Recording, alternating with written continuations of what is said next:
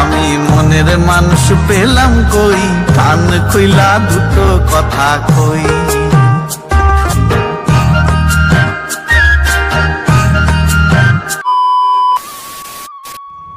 নমস্কার, বিটু দাস 1176-এ আজকে আমি তোমাদের সাথে বিটু একটা নতুন ভিডিওর সাথে আজকে চলে এসেছি সকাল সকাল।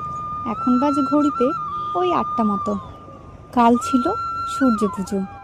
মাঘ মাসের প্রথম রবিবার হয় সূর্য পুজো। রবিবার সারাদিন উপোস থাকার পর যখন সূর্য ডুবে সেই টাইমটাতে সূর্যদেবকে অর্ঘ্য দেওয়া হয়। আবার সোমবার যখন সূর্য ওঠে সেই টাইমটাই সূর্যদেবকে অর্ঘ্য দেওয়া হয়।